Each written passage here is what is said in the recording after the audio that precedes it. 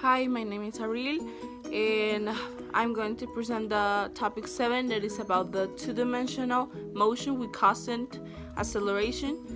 Do you remember I made the first video? It was about the history of physics.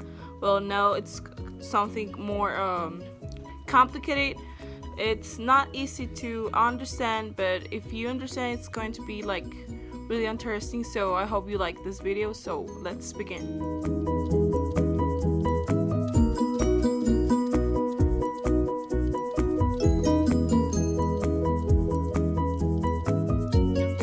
Our first concept is projectile motion.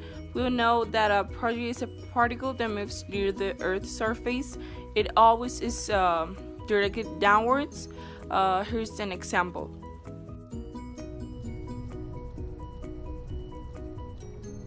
As you can see, when my sister Suri threw me the ball, it first went upwards and then downwards, such as a projectile. To analyze the behavior by time, we have to decompose the velocity of its components in each axis with the following formulas.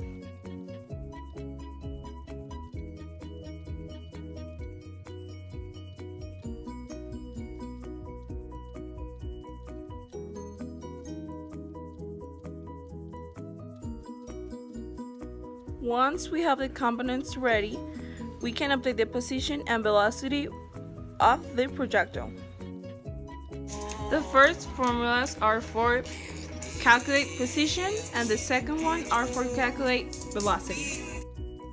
As we can see, it is possible to obtain the position and the projectile's velocity in each axis. In the equation for velocity, you can see that the velocity in the x-axis is constant, but in the y-axis it decreases and then increases negatively until it reaches the ground. This due to gravity. Now, if we need the velocity of the projectile as a vector, we can update it through these components. Then we have another important concept that is called range. It can be obtained by two ways.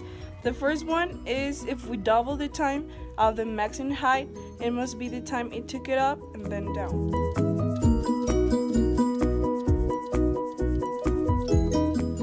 Then we have another kind of motion that is very common in our daily life, that is the uniform circular motion. This involves the angular displacement of a body that shows the amount of rotation, that we can define it like a formula that is one revolution, it's equal to 360 degrees. In the image, we can see how the angle of a radian and a central angle can be defined by the equation that is angle. It's the same of s over the radius. So we can establish the following conversion factors. One revolution is the same or equal to times p radius. Another formula, it's 1 radian, it's the same as 57.3 degrees. Then we have another important constant that is the angular velocity, that is the angular displacement per unit of time.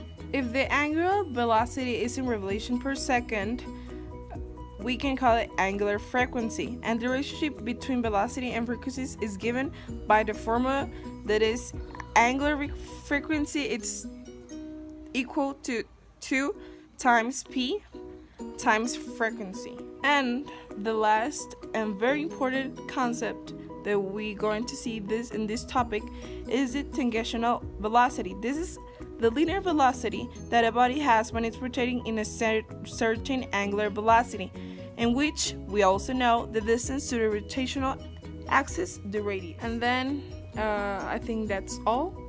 The topic was a little bit extensive.